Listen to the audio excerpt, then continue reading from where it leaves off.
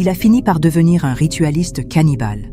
Les histoires de Plovdiv. Pierre et Claude étaient inséparables depuis l'enfance. Nés et élevés dans un petit village, ils avaient toujours partagé un rêve commun, quitter la misère et devenir des hommes respectés. Chaque soir, allongés sous l'arbre derrière leur maison, ils imaginaient leur avenir en ville, là où tout semblait possible. Un jour, leur destin prit un tournant décisif. L'oncle de Claude, un homme ayant fait fortune en ville, revint au village. En voyant la pauvreté de sa sœur et de son neveu, il fit une promesse solennelle: emmener Claude en ville pour lui offrir un avenir meilleur. C'était une journée de tristesse pour Pierre. Il regarda son meilleur ami monter dans le bus, un simple sac en main. Ils se promirent de ne jamais s'oublier. 1 an passa. Pierre, resté au village, peinait toujours à joindre les deux bouts. Il enchaînait des petits boulots, vivant au jour le jour, sans espoir d'un avenir meilleur. Puis, un matin, une rumeur parcourut le village. Claude était de retour. Mais il n'était plus le même. Fini le garçon maigre et discret. Claude portait des vêtements de ville coûteux et il dépensait sans compter. Il allait dans les bars du village, commandait les boissons les plus chères, offrait des tournées à tout le monde. Le gamin du village était devenu un homme de la ville. Pierre, fasciné, retrouva rapidement son ami. Autour d'une bière, il le supplia. « Dis-moi, frère, quel est ton secret? Comment as-tu fait pour réussir ?» Claude, d'abord hésitant, finit par raconter son histoire. « Tu sais, quand je suis arrivé chez mon oncle, ce n'était pas du tout comme je l'imaginais. Il me traitait comme un esclave, me faisait travailler sans me payer. Je me suis dit que je ne pouvais pas continuer comme ça. Un jour, alors que je travaillais dans la boutique de mon oncle, j'ai fait la rencontre d'un jeune homme qui semblait connaître les vrais secrets de la ville. Il m'a parlé d'un réseau de bons plans, des petits boulots bien payés qui ne nécessitaient ni diplôme ni expérience. Ça paye bien, frère, très bien même. » Pierre écoutait avec attention. Il savait que la vie au village n'avait rien à lui offrir. Ce réseau était peut-être sa seule chance de s'en sortir. « Emmène-moi avec toi en ville, je veux moi aussi réussir. » Claude observa son ami quelques instants avant de répondre. « D'accord, prépare-toi, je t'appellerai bientôt. » Quelques jours plus tard, Pierre quitta le village avec l'excitation d'un homme prêt à conquérir le monde. En arrivant chez Claude, il découvrit une vie qu'il n'avait jamais connue. Des soirées luxueuses, des voitures, des filles magnifiques. Mais une chose le troublait. Claude ne lui disait jamais exactement ce qu'il faisait pour gagner autant d'argent. Il disparaissait souvent la nuit, revenant au petit matin avec des liasses de billets. 1 semaine passa, puis une autre. Toujours aucune explication. Puis une nuit, Claude lui dit enfin « Ce soir, on sort. » Ils allèrent dans une boîte de nuit huppée, où ils rejoignirent 3 autres jeunes hommes au look imposant. Pierre remarqua que les videurs les laissaient entrer sans poser de questions. Une fois à l'intérieur autour des champagnes ouvertes, Claude lâcha enfin la vérité. « Frère, écoute-moi bien. Ce réseau dont je t'ai parlé, ce n'est pas un réseau de petits boulots. »« Comment ça ?» demanda Pierre, inquiet. « C'est du crime, mon frère, du vrai crime. » Pierre écarquilla les yeux, refusant d'y croire. « Tu me fais marcher, hein ?»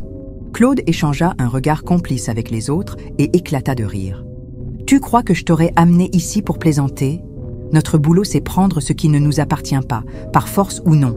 Du vol, quoi, tu vois un peu ce que je veux dire. Du vol, mon frère. » Pierre sentit son cœur s'emballer. Il passa le reste de la soirée dans un coin, perdu dans ses pensées.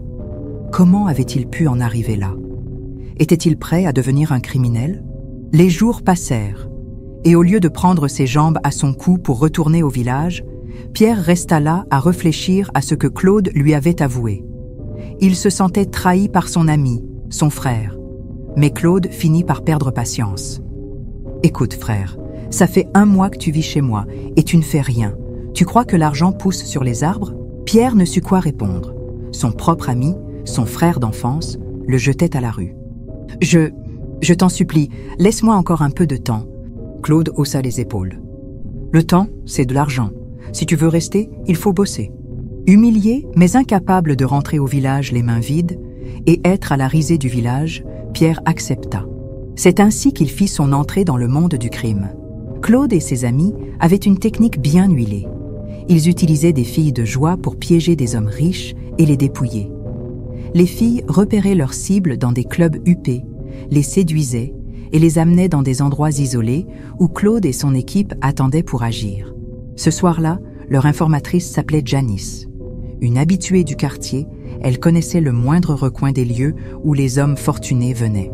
« Les gars, j'ai un plan en or », leur dit-elle en allumant une cigarette. Elle leur raconta qu'un client qu'elle avait déjà fréquenté l'avait appelé plus tôt dans la soirée. C'était un homme extrêmement riche qui aimait exhiber son argent. La première fois qu'ils s'étaient vus, il lui avait montré sans honte des liasses de billets entassés chez lui. Elle avait immédiatement compris qu'il serait une cible facile. Il vit dans un quartier sécurisé des banlieues et il est tellement confiant qu'il ne se méfie de rien. « Et tu dis qu'il t'a encore appelé ce soir ?» demanda Claude, intéressé. « Oui, il m'a dit que sa femme est en voyage et qu'il veut que je vienne chez lui. » « C'est parfait. Le plan était simple. Suivre Janice jusqu'à chez lui, attendre le bon moment et passer à l'action. Ils ont pris une des voitures que Claude et son équipe utilisaient pour leur combine et ils sont allés se poster près de l'appartement de Janice. L'homme arriva peu après dans une voiture de luxe. « Regarde cette caisse, frère. Y a pas de doute, ce type nage dans l'argent, » murmura Claude. Janice sortit de son appartement et monta dans la voiture de l'homme. Pierre et ses amis ont attendu qu'ils s'éloignent, puis ils les avaient suivis à bonne distance jusqu'à leur destination. Après plusieurs minutes de route, ils entrèrent dans une somptueuse résidence sécurisée. Pierre et son équipe ont garé leur voiture non loin et attendu un signal de Janice. Un message arriva enfin. « C'est bon, il m'a donné les clés du portail. Sortez vite de la voiture. » Ils ont obéi et ils se sont faufilés à l'intérieur de la propriété pour se cacher derrière une haie dans le jardin.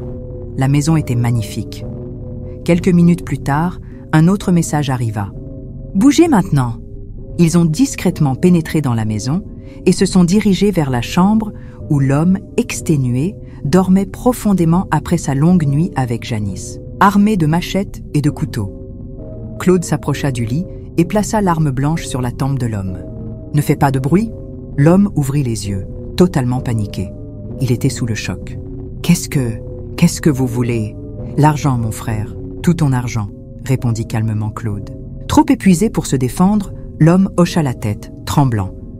Il leur indiqua un tiroir près du lit.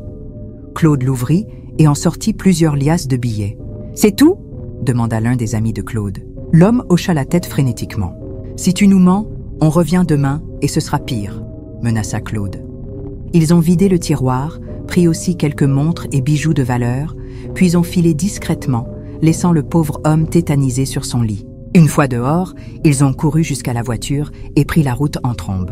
Claude sourit en comptant les billets. « Vous avez vu sa tête? Il était à 2 doigts de s'évanouir. Beau travail. On a réussi. Et toi, Pierre, tu viens de faire ton premier coup. » Pierre regarda ses mains tremblantes et le butin posé sur ses genoux. Il avait franchi une ligne, et il n'y avait plus de retour en arrière possible. Cette nuit-là, l'homme que Claude et son équipe avaient braqué perdit tout ce qu'il possédait en liquide. Une fois le coup réussi, ils s'étaient tous regroupés chez l'un d'entre eux. L'argent fut partagé équitablement et Janice reçut sa part. Mais les choses prirent une tournure inquiétante. Le lendemain, l'homme volé porta plainte à la police et Janice fut immédiatement suspectée. Un soir, alors qu'ils étaient dans un bar, Janice arriva en courant, essoufflée. « Les gars, c'est chaud, il a porté plainte contre moi. »« Comment ça ?» demanda Claude en fronçant les sourcils. « J'ai un contact dans la police, il m'a prévenu, il faut que je disparaisse quelque temps. » Sans attendre de réaction, elle prit ses affaires et disparut dans la nature. C'était la dernière fois qu'ils la virent avant plusieurs années. Pierre, lui, décida d'utiliser sa part du butin pour se lancer dans un petit commerce de vente de téléphones portables. Mais il ne coupa pas complètement les ponts avec Claude. À l'occasion, il l'accompagnait encore sur quelques braquages. C'était un moyen rapide et efficace d'injecter de l'argent dans son entreprise naissante. Avec le temps, son business grandit et il pensa qu'il pouvait enfin sortir du crime pour de bon. Mais quelque chose n'allait pas. À plusieurs reprises, il eut des opportunités en or qui s'effondrèrent inexplicablement. Un jour, un ami lui parla d'un contrat juteux. Une entreprise étrangère cherchait un entrepreneur local pour faciliter ses exportations. Pierre sauta sur l'occasion. Tout avançait parfaitement. Les négociations étaient faites, les documents signés. Il était sur le point de devenir millionnaire. Puis, du jour au lendemain, tout s'arrêta. Les appels cessèrent. Les courriels restèrent sans réponse. L'affaire s'évapora comme si elle n'avait jamais existé. Et ce n'était que le début. D'autres contrats tombèrent à l'eau sans explication. Il sentait qu'une force invisible sabotait tout ce qu'il entreprenait. Avec l'argent qu'il avait accumulé dans les vols qu'il faisait avec Claude et les profits de sa boutique, Pierre décida d'acheter une petite maison. Mais dès qu'il s'y installa, quelque chose d'étrange se produisit. Des serpents apparurent. De grands serpents, pythons, mambas noirs. Ils semblaient venir de nulle part. Chaque jour, il en voyait accrochés aux arbres, rampant sous les fenêtres. Il fit appel à des spécialistes pour les capturer, mais ils revenaient toujours. À la longue, la situation devint insupportable. Pierre abandonna la maison et loua un logement plus modeste ailleurs. Mais ce qui l'inquiéta encore plus, c'est que le locataire qui s'installa après lui n'eut jamais le moindre problème avec des serpents. Il ne comprenait pas. Des années plus tard, Janice refit surface. Elle les contacta et leur demanda à les voir en urgence. Assis autour d'une table dans un bar discret, elle leur raconta son histoire. Après sa fuite, elle avait refait sa vie et épousé un homme respectable. Mais un problème hantait son mariage. Elle ne parvenait pas à avoir d'enfants. À chaque grossesse, elle faisait une fausse couche. Avec le temps, les tensions s'étaient installées entre elle et sa belle-mère. Un jour, cette dernière insista pour l'emmener consulter un marabout dans son village natal. Au début, Janice refusa. Elle pensait que c'était un piège. Sa belle-mère ne l'avait jamais aimée, et elle était convaincue qu'elle voulait la faire passer pour une femme maudite devant son fils. Mais son mari la persuada d'y aller. Lors de la consultation, le marabout lui fit une révélation troublante. « Toi, tu n'auras jamais d'enfant tant que tu ne régleras pas ton passé. » Janice haussa un sourcil. « Mon passé, que voulez-vous dire ? Avant ton mariage, tu as volé un homme. Il est allé voir un marabout après ce vol. Il t'a maudite. Et il n'a pas maudit que toi. Ceux qui t'ont aidé ce jour-là portent aussi cette malédiction. » Janice ouvrit la bouche, mais aucun mot n'en sortit. Le marabout poursuivit. « Si tu veux un enfant, tu dois retrouver cet homme. Tu dois lui demander pardon et lui rendre son argent. » Elle secoua la tête. « Ce n'est pas possible. C'est un piège. Ma belle-mère a dû vous dire de me dire ça. » Mais l'expression du marabout restait impassible. « Crois ce que tu veux. Mais regarde bien autour de toi. Tu penses être la seule à souffrir ? Où sont ces hommes avec qui tu as fait ce vol ? Comment vont-ils aujourd'hui ?» Elle prit les paroles du marabout comme un piège de sa belle-mère et ne fit rien. Mais un jour, dans la maison où elle vivait avec son mari, une voisine avait un enfant gravement malade. La famille de l'enfant, désespérée, décida d'inviter un prophète chez eux pour prier. Lorsqu'il arriva, il s'arrêta net à l'entrée de la maison. Il ferma les yeux quelques instants, puis déclara d'une voix ferme « Avant de prier pour cet enfant, l'Esprit de Dieu me révèle autre chose. Ici, en ce lieu, il y a une femme qui lutte pour concevoir. Une femme qui désire un enfant, mais n'y parvient pas. » Les gens se regardèrent, troublés. « Amenez-moi cette femme », ajouta le prophète. Janice sentit son cœur s'arrêter. Tout le monde tourna les yeux vers elle.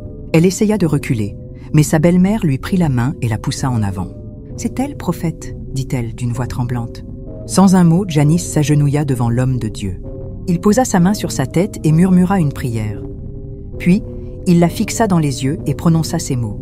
« Je vois dans le monde spirituel que tu es maudite. » Elle ferma les yeux. Elle savait déjà ce qu'il allait dire. « Tu as volé un homme, et cet homme a maudit ta vie. La seule façon pour toi d'avoir un enfant est de lui rendre son argent. » Cette fois, elle ne pouvait plus douter. C'est ainsi qu'elle reprit contact avec Pierre et le groupe. Quand elle leur raconta son histoire, un silence pesant s'installa. Pierre comprenait alors. Tout s'expliquait. Son entreprise qui tombait en ruine. Ses contrats qui échouaient au dernier moment. Ses malchances inexplicables. Tout venait de ce vol. Mais un problème demeurait. Claude tapa du poing sur la table. « On va faire quoi alors ? Si on le contacte, c'est la prison assurée. » Les autres acquiescèrent. « On ne peut pas juste aller lui rendre l'argent comme ça. Ce type nous dénoncera immédiatement. » Un silence s'installa. Personne ne voulait parler en premier. Finalement, un des leurs prit la parole. « J'ai une solution, mais elle ne sera pas gratuite. » Ils se tournèrent vers lui. « Je connais un homme, un puissant féticheur.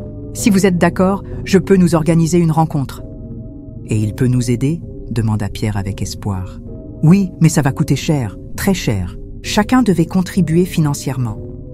Pierre sentit une boule se former dans son ventre. Ils avaient volé une énorme somme d'argent. Maintenant, ils allaient devoir payer une somme encore plus grande pour tenter d'effacer leur crime. Mais le prix à payer était au-delà de tout ce qu'ils auraient pu imaginer.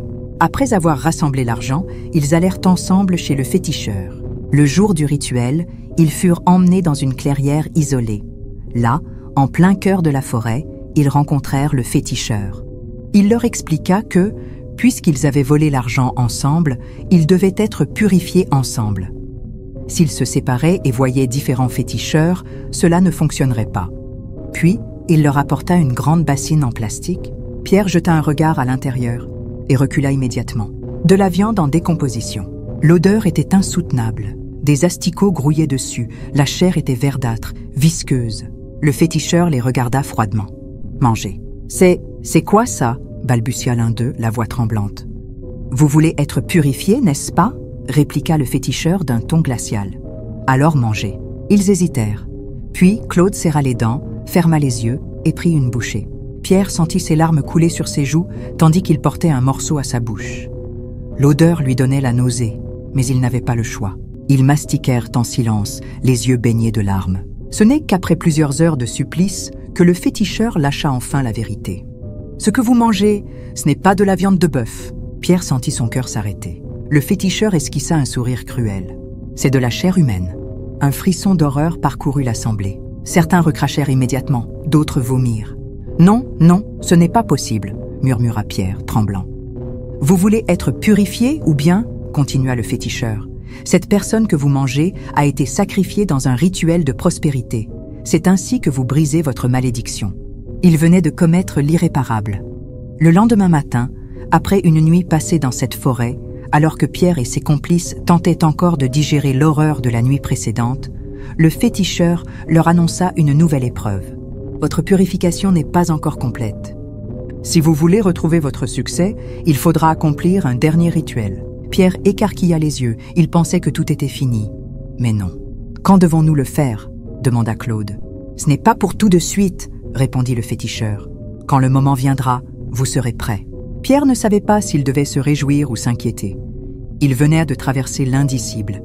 Et pourtant, le pire était encore à venir. Les mois passèrent. Chacun retourna à sa vie, essayant d'oublier. Pierre, lui, avait recommencé à prospérer. Ses affaires se redressaient. Ses investissements devenaient rentables. Il était de retour dans le jeu et cette fois, rien ne semblait pouvoir l'arrêter. Un jour, son téléphone sonna. Le moment est venu. C'était la voix de l'ami qui les avait emmenés chez le féticheur. « Qu'est-ce qu'on doit faire ?» demanda-t-il, la gorge sèche. Le silence au bout du fil dura une éternité. Puis la réponse tomba. Cette fois, le féticheur a dit qu'il faut du sang humain. Pierre n'avait pas le choix. Il savait que refuser équivaudrait à tout perdre. Il repensa à la douleur qu'il avait traversée après le vol de cet homme. Les échecs, les malchances, la ruine. Il ne voulait pas revivre ça. Alors, il accepta. Mais, pour ce rituel, Pierre devait offrir un sacrifice humain. Il savait qui choisir. Belinda, une jeune femme qu'il fréquentait depuis peu. Elle était belle, insouciante, pleine de vie. Il l'invita à une escapade. Un voyage luxueux, rapide, inoubliable. « Tu sais quoi, bébé ?» lui murmura-t-il en caressant sa main. « À notre retour, je t'offre une voiture, une belle, une grosse cylindrée, juste pour toi. » Belinda sourit, les yeux brillants. Elle n'avait aucune idée de ce qui l'attendait. Ils étaient dans une villa isolée, loin de tout regard. Le féticheur était déjà là. Tout était prêt. Pierre était nerveux. C'était son premier sacrifice humain. Le féticheur le fixa. Elle ne doit ni crier ni se débattre. Pierre hocha la tête. Il avait préparé une boisson. Un cocktail mélangé à un médicament paralysant. Au dîner, il le lui servit avec un sourire tendre. « Goûte ça, bébé. C'est un vin rare, tu vas adorer. » Belinda prit une gorgée, puis une autre. Quelques minutes plus tard, ses paupières devinrent lourdes. « Je me sens bizarre, » murmura-t-elle. Pierre l'aida à s'allonger. « Repose-toi, ma chérie. Je vais prendre soin de toi. » Elle sourit faiblement, avant de sombrer. Le féticheur marcha autour du corps inerte. Puis, il demanda à Pierre de serrer son cou, ce qu'il fit avec les mains tremblantes. Une fois terminé, le féticheur préleva une mèche de cheveux qu'il brûla dans un petit bol d'argile. L'odeur était suffocante. C'est fait. L'esprit avait accepté l'offrande. Il fallait cacher le crime. Le lendemain matin, Pierre transporta le corps jusqu'à l'appartement de Belinda. Il fit attention à ne laisser aucune trace. Puis, il sortit une corde. Avec méthode, il l'attacha autour de son cou et suspendit son corps au brasseur d'air. C'est ainsi que cela a été conclu comme un suicide. C'est ce que tout le monde crut. Pierre, lui, était déjà loin, et plus riche que jamais. Après la mort de Belinda, il enterra certains de ses objets personnels dans l'un de ses locaux commerciaux. Les affaires de Pierre prospéraient, son empire grandissait, et rien ne semblait pouvoir l'arrêter. Pierre n'avait plus à voler puisqu'il gagnait bien maintenant. Il profitait de la vie comme jamais car il pensait avoir fini avec tous ses sacrifices. Mais quelques années après ce sacrifice, années de richesse, de pouvoir, d'insouciance, alors qu'il profitait de sa réussite, le féticheur le contacta. « Il est temps de préparer ton prochain sacrifice. Les autres sont déjà prêts. » Pierre sentit son estomac se nouer. « Cette fois, ce ne sera pas comme avant, » ajouta la voix grave du féticheur. « Il faut du sang pur, une vierge, mais pas n'importe laquelle, une avec qui tu auras une relation intime. » Pierre ferma les yeux. Il savait que le moment viendrait. Et maintenant, il devait choisir. Quelques semaines plus tard, Pierre fit la rencontre d'une femme. Elle était veuve, vulnérable, prête à croire au grand amour. Mais ce qui intéressait vraiment Pierre, ce n'était pas elle, c'était sa fille, Victoire, une adolescente à la beauté innocente, fragile et naïve. Dès leur première rencontre, Pierre sut que Victoire, sa belle-fille, était la proie parfaite. Il se maria rapidement et joua le rôle du mari idéal, du beau-père attentionné. Il se montra généreux, protecteur, bienveillant. Petit à petit, il gagna la confiance de Victoire. « Tu es comme ma propre fille », lui disait-il souvent, posant une main rassurante sur son épaule. Elle souriait, loin de se douter du piège qui se refermait sur elle. Au fil des mois, Pierre renforça sa présence dans sa vie. Des compliments sur son physique, des cadeaux somptueux, des moments seuls, à l'abri des regards. Puis, il alla plus loin. Il lui murmura qu'il l'aimait, que ce n'était pas sa mère qu'il avait choisie, mais elle. Innocente et naïve, Victoire tomba dans le piège. Une relation interdite commença. Sa mère, aveuglée par l'amour qu'elle portait à Pierre, ne se doutait de rien. Elle lui faisait une confiance absolue, jusqu'au jour où Victoire finit par lui appartenir complètement. Et cette relation dura des mois. Quand le moment fut venu, Pierre prit l'un des sous-vêtements de Victoire. Puis, il se rendit chez le féticheur. L'homme l'attendait. L'autel sacrificiel était déjà prêt. Le féticheur sacrifia un coq noir, puis un bouc aux yeux injectés de sang. Enfin, il déposa le sous-vêtement dans un bol rempli de poudre mystique. Il mélangea le tout, puis il tendit la mixture à Pierre. « Tiens, et avale !» Pierre hésita, une seconde. Puis il but. De retour chez lui, Pierre sentait déjà les effets du rituel. Ses affaires prospéraient encore plus. Tout ce qu'il touchait se transformait en or. Mais Victoire tomba malade, très malade. Elle restait allongée, transpirant abondamment, trop faible pour se lever. Sa mère, affolée, l'amena à l'hôpital. Les médecins ne comprenaient pas. Aucune maladie détectée, aucun virus, aucun empoisonnement. C'était comme si quelque chose aspirait lentement son énergie vitale. Jour après jour, son état empirait. Jusqu'à cette nuit-là, le médecin sortit de la chambre de Victoire, le visage grave. Il regarda la mère de Victoire dans les yeux et lui dit d'une voix tremblante « Je suis désolé, mais nous avons perdu votre fille. » Sa mère s'effondra, hurlant de douleur. Elle ne comprenait pas, elle ne soupçonnait rien. Pour elle, c'était une maladie mystérieuse qui avait emporté son enfant. Pierre, lui, savait la vérité. Mais il ne ressentait aucun remords. Car désormais, il était plus puissant que jamais. Les semaines passèrent. L'argent commença à affluer comme d'habitude dans sa vie. Les affaires prospéraient. Il avait enfin atteint son objectif. Alors que les années passaient, la vie de Pierre semblait suivre son cours, baigné dans le luxe et la réussite. Il avait tout ce qu'il désirait, une fortune immense, des affaires prospères et une influence grandissante. Puis, une nuit, il se réveilla en sursaut, le corps trempé de sueur, le souffle court. Une présence invisible pesait sur lui. Son regard, encore embué de sommeil, se posa sur une ombre près de son lit. Son sang se glaça lorsqu'il reconnut la silhouette. C'était elle, Victoire. Il voulut crier, mais aucun son ne sortit de sa bouche. Il voulut bouger, fuir, mais son corps était figé. Et dès cet instant, tout commença à s'effondrer. Le lendemain, une série d'événements inexplicables s'abattit sur lui. 2 de ses entreprises prirent feu. Comme si cela ne suffisait pas, sa femme découvrit la vérité sur ses activités occultes. Un matin, sans prévenir, elle quitta la maison en n'emportant rien. Elle ne lui laissa qu'un mot. « Tu es maudit ». Seul, abandonné, presque ruiné, son propre corps commença à le trahir. Des douleurs inexpliquées ravageaient ses membres. Il passait des nuits blanches, hanté par d'atroces cauchemars. À chaque fois qu'il fermait les yeux, il voyait Victoire. Son regard vide, ses lèvres murmurant des mots qu'il ne comprenait pas, mais qui le terrifiaient au plus profond de son être. Petit à petit, il sombra dans la paranoïa. Il consulta des guérisseurs, des marabouts, des féticheurs. Personne ne pouvait le sauver. Tous lui disaient la même chose. « Tu as pris une vie innocente, et maintenant elle est venue te réclamer ce qui lui revient. » Il n'y avait aucune échappatoire. Et une nuit, alors qu'il était recroquevillé dans un coin de sa maison, elle apparut une dernière fois. Mais cette fois, elle ne resta pas immobile. Elle avança vers lui, et alors qu'elle tendait la main, il poussa un hurlement qui déchira la nuit. Quelques jours plus tard, il fut retrouvé mort chez lui, dans des circonstances troublantes.